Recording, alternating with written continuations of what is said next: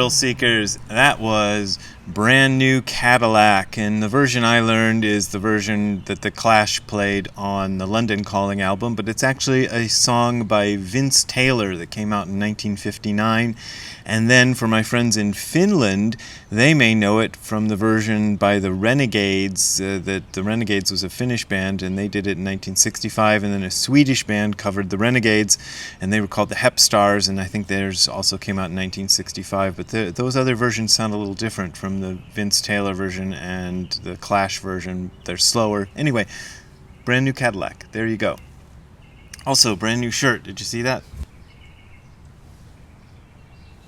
I thought that shirt was pretty neat. It's unlicensed by Toho, the owners of Godzilla, and once they find out that it exists, I'm sure they'll come after it. I didn't make it. It's some company made it. Also, I want to tell you about my 2 upcoming online appearances. One is at Banyen Books. That's Saturday, June 11th, this coming Saturday at 11 a.m. Pacific Time, and the URL to find that is banyen.com/events, BANYEN, Banyen Books.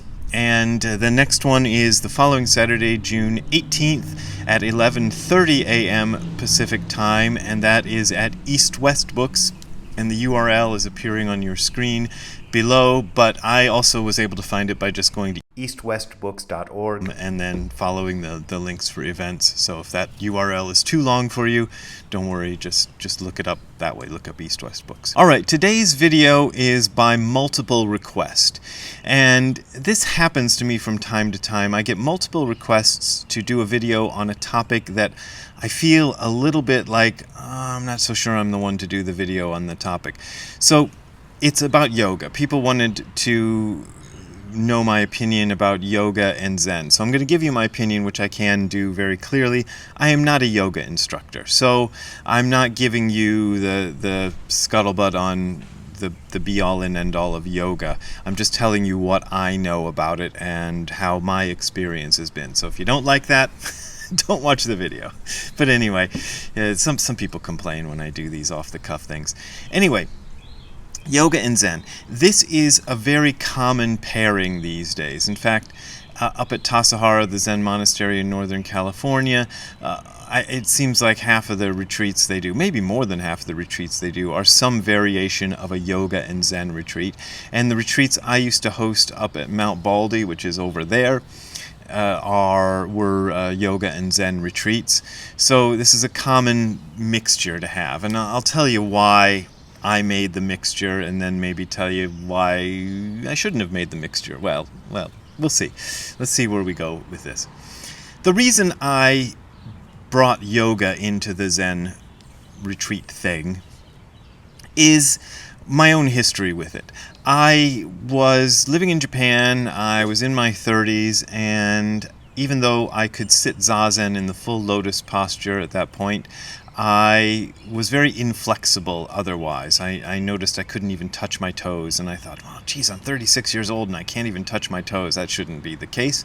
That's something only old people experience. So I looked for a yoga class and I signed up for one.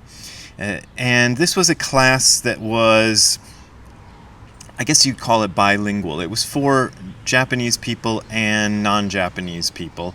The first yoga class, though, I signed up for at this place, I got I got mixed up, and I signed up for either I think I signed up for an intermediate, not even an advanced class. And this class was way beyond my skill level, and I remember being so sore the day after that I had to take ibuprofen to just deal with the muscle pains. But the following week I went back again and I signed up for a beginner's class, and I started taking those every week because I found that they were really good for me to increase my flexibility, and I felt like I was engaged in a practice of Zazen, which is always advertised or spoken of as being a practice that is as much bodily as it is mental. And the feeling I got from doing yoga was that I'd been neglecting my body for a long time, and that I needed to kind of inhabit my body more, or get less in my head and more into the body, and yoga was really useful for that. And also for stretching. Hip openers help with getting better at doing the Zazen posture and holding it for a long period of time. As far as the retreats went, what happened was one of the first people I met when I moved to Los Angeles was a woman named Nina Snow, who would come to my Zen classes when they were in Santa Monica. And she told me that she was a yoga teacher, and so I said, I've been looking for a yoga teacher, I'll sign up for your classes. So I started taking classes with Nina. And when we decided to do retreats at Mount Baldy, I thought it would be a good idea to have a yoga component with those retreats so that it would help with their flexibility, and it would help get them better suited to do the long Zazen. So I introduced that, and we started doing yoga and Zen retreats, and I thought it was a good thing. However, my teacher Nishijima Roshi was not a big fan of yoga. He would kind of talk down about yoga, but when he was talking about yoga, he wasn't talking about what we normally think of as yoga. So up until this point in the video, I've been talking about what is commonly called hatha yoga. And my understanding of Sanskrit, which is limited, is that shouldn't be pronounced hatha. It's supposed to be pronounced hatha, like Tathagata is. People say Tathagata sometimes. That's another name for Buddha.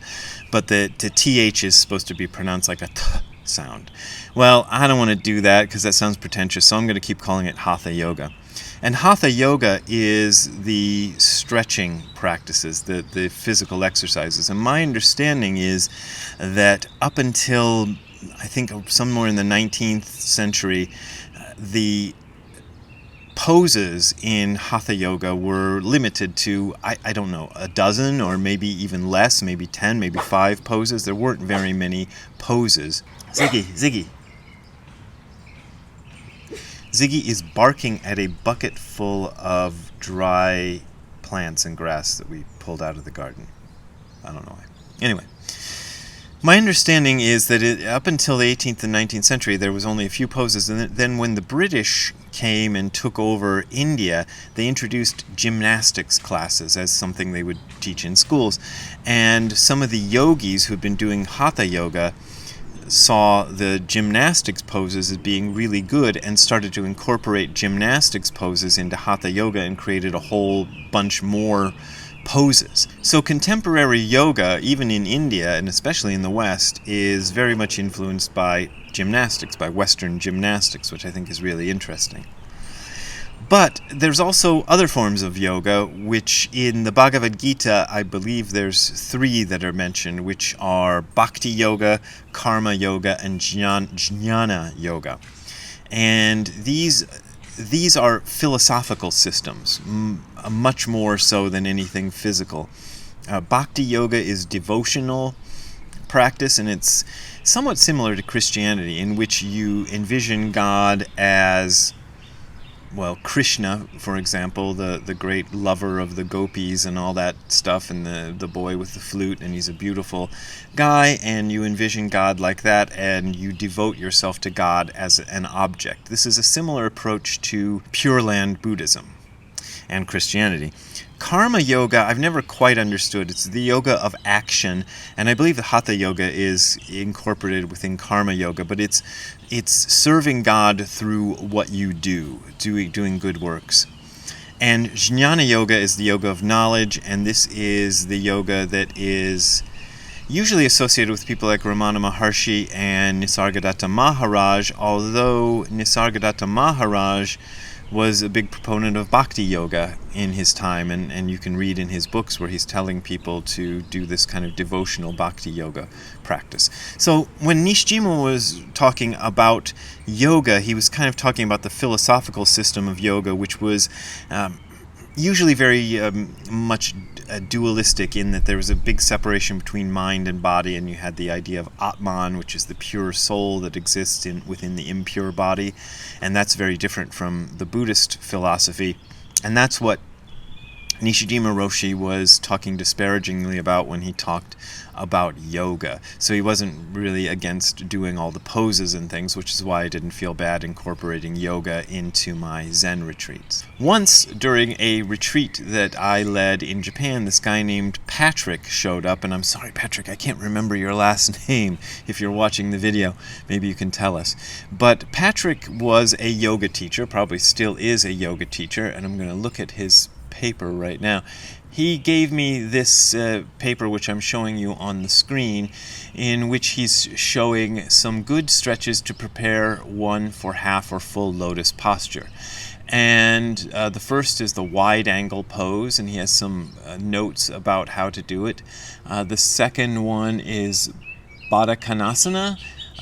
And next he has the triangle pose and the reverse triangle pose, the archer pose, happy baby, baby, and pigeon pose, and there's all sorts of notes, and I don't know if you'll be able to read those on the screen, but there it is for you to see. And I would suggest, if you want to pursue these poses, the best thing to do is take a yoga class and ask the teacher to instruct you on these poses, and you can write them down, and take a list with you.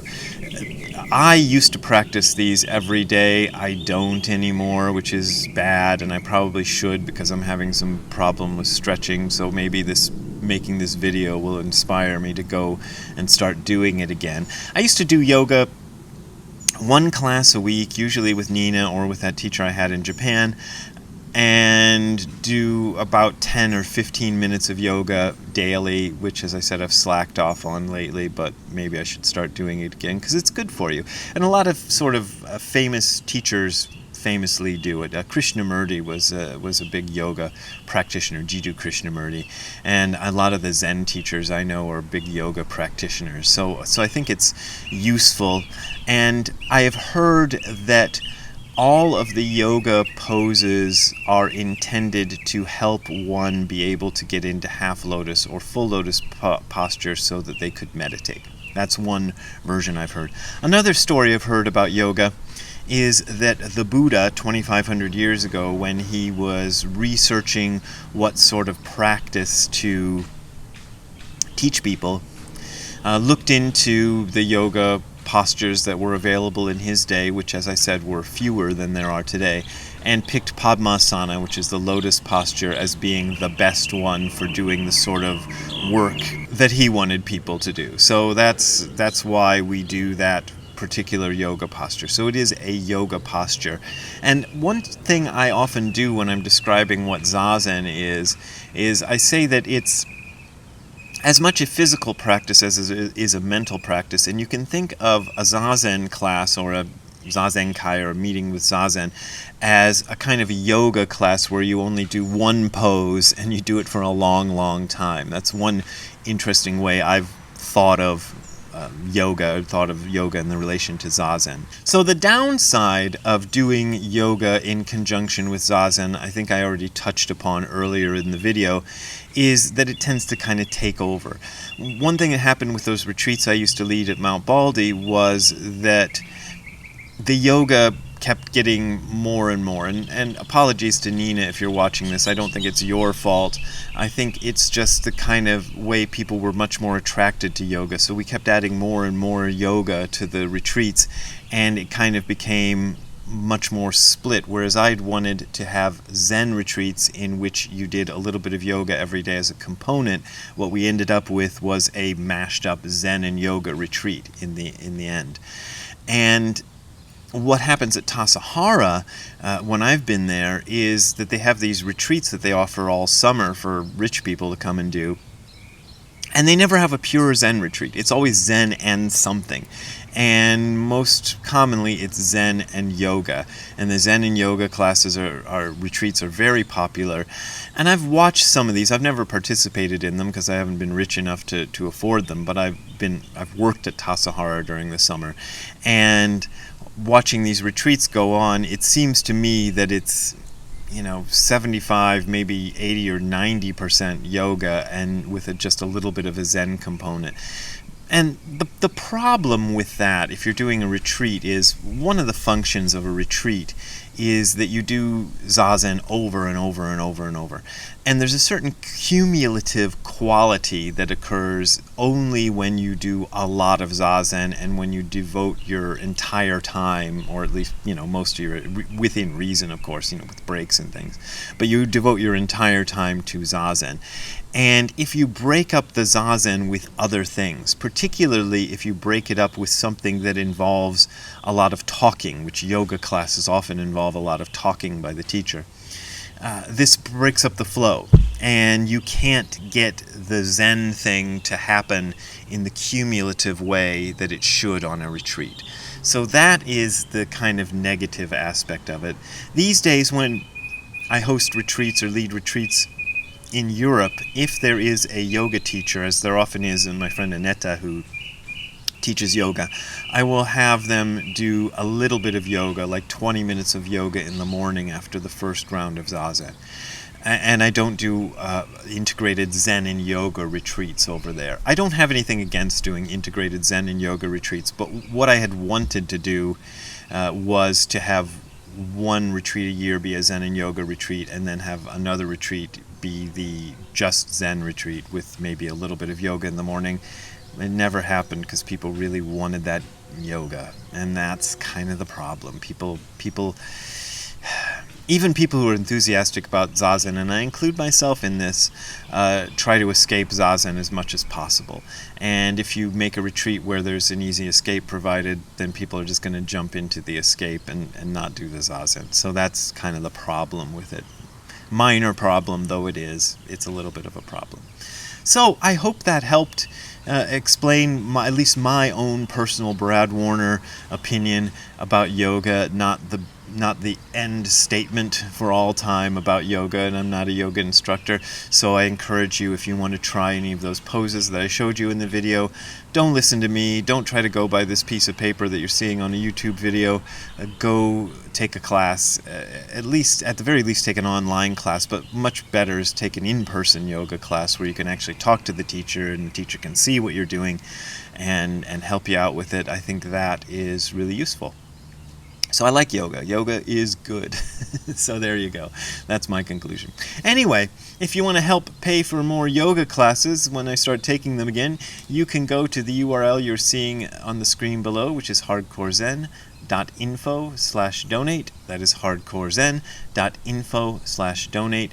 You will find there my PayPal and Patreon accounts, which are my usually only ways of making a living until you make my new book a million seller. I'll have to keep asking for these donations. They really help.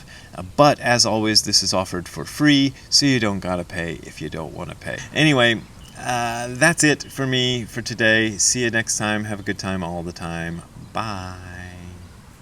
Hey there, Ziggy. How you doing? You enjoy the talk about yoga? Yeah? You want to go back inside and edit the video? All right, let's go do that. Let's go get back inside.